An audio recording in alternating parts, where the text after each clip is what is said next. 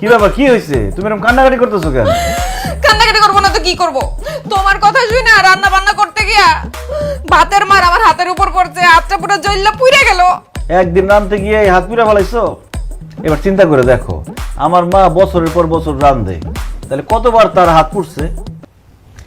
শোনো বকুল, একজন নারীরে তার সংসারের উন্নতির জন্য এরকম জৈরা পুইরা কয়লা হইতে হয়। শোনো, এখন যদি তুমি তোমার শ্বশুর শাশুড়িরে রান্না করে খাওয়াও, তাহলে যখন তুমি শাশুড়ি হইবা তোমার পুরার বউ তোমার রান্না করে খাওয়াইবে। আর এখন যদি তোমার শ্বশুর শাশুড়ি না খাওয়াও, দেখবা তুমি যখন শাশুড়ি হইবা তোমার পুরার বউ তোমার খাইতেই দিব না। তোমারে বিয়ার পর থেকে বুঝতেই আছি, আমার তো মনে হইতেছে তুমি আমার স্বামী না, তুমি আমার শিক্ষক। আমারে কথায় কথায় পাঠদান দিতাছো। যা করতেছি তোমার ভালোর জন্যই করতেছি, তোমার একদম খাঁটি বাঙালি বধূ হিসেবে গড়ে তুলতেছি। দেখি হাতটা দিকে দাও। কেন? আরে তোমার হাতটা পুড়ে গেছে, মলম লাগাই দিই, দাও।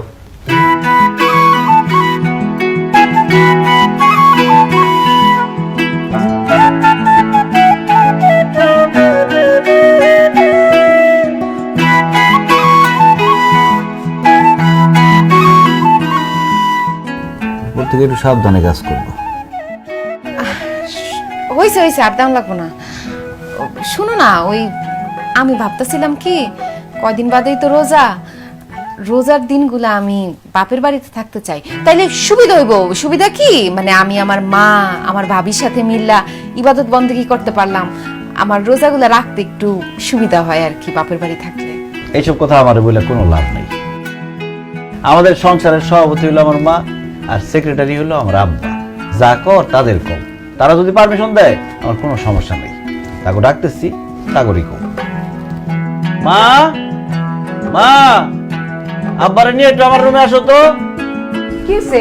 হ্যাঁ, দেখো তোমাকে বৌমা তোমাকে কি জানি এটা কইবো।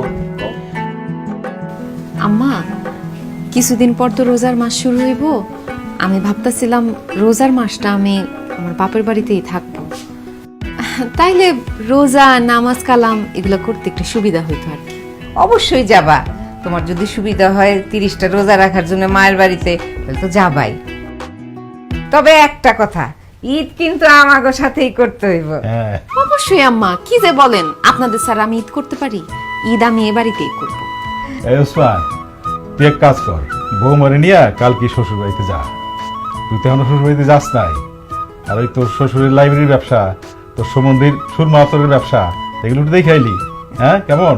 ঠিক আছে আব্বা, তুমি যেহেতু কইতেছো, কালকে এই বকুলরে নিয়ে আমি ওকে বাড়িতে যাবো। আমি কই কি, কি দরকার তুমি কষ্ট করে যাইবা? আমার আব্বারে ফোন দিলে হ্যাঁ আইসা আমারে নিয়ে যাইবো। তোমার আব্বা কষ্ট করে আবার আসবে কেন?